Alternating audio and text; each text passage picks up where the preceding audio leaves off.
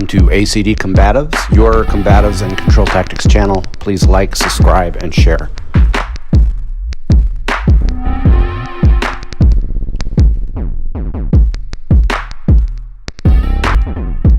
Guys, Coach Kurt.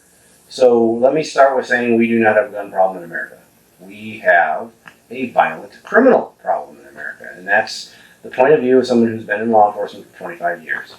Guys, it's been my observation that the Joe citizen isn't a problem. Historically, it's never been the problem, and I don't believe will ever absolutely be a problem because they're law-abiding citizens. They're not going to be an issue with a firearm.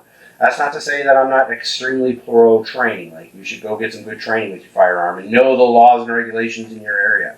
But we will cover more of that later. What this video is not is my political point of view. It's my professional point of view from someone who's been on the job for 25 years. I'm a control tactic instructor. We know this. I'm a use of force instructor, 2 different animals in control tactics, use of force, and a field training officer. So I've had a lot of opportunity teaching new officers and seeing what they think is the truth coming out of the academy, and when they slowly dawns on them, like, crap, the academy, you know, a great thing to have, you got to go through the academy, but there's things you should learn that you don't learn, or you learn through the school of hard knocks on the road, on the street.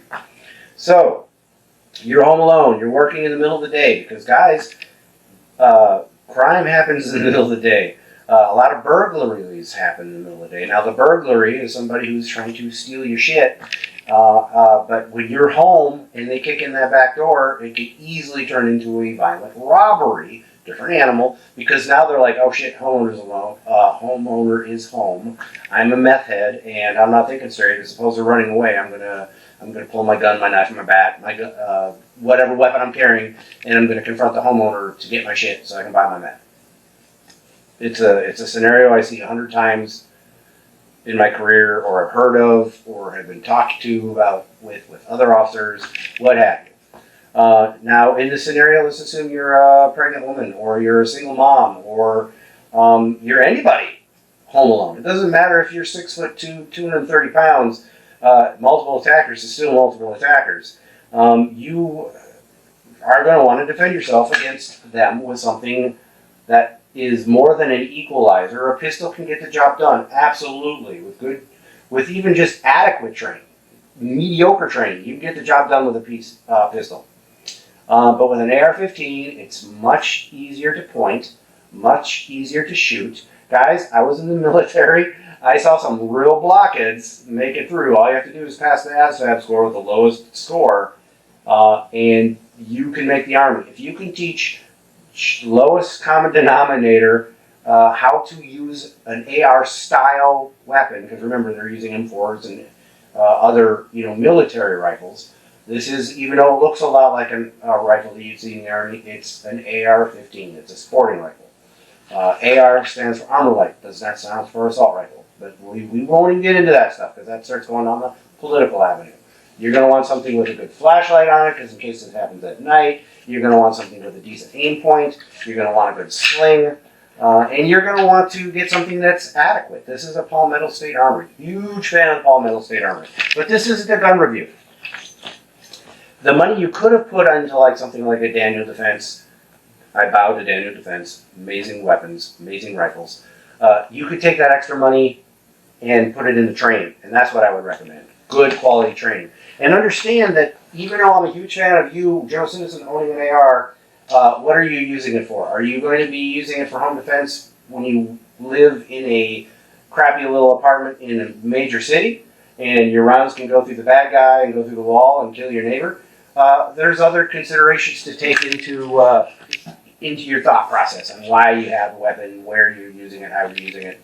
That's not what this is all about. This is me just supporting the Second Amendment, gun owner of an American member, NRA member, saying, yes, it is excessively important for you to own something like this for self-defense, because that is the common denominator. I'm not going to get into politics and what the anti-gun people are saying about why you don't need it.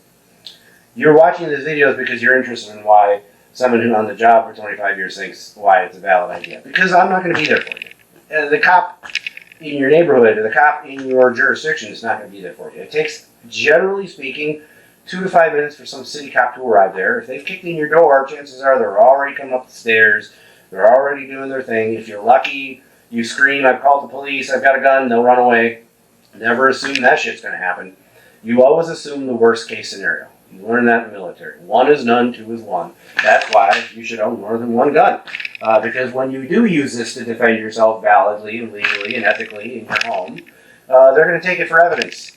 And you're going to want to have another gun to support your need for a weapon until you get your other gun back, which may never happen. It could take months to a year, or you may never get it back. I don't know. I've heard cases like that happening. And they're not going to store it all nice and comfy and take care of it for you. They're going to throw it in some locker along with a bunch of other weapons. It's going to have a tag on it so they can identify it from your particular case.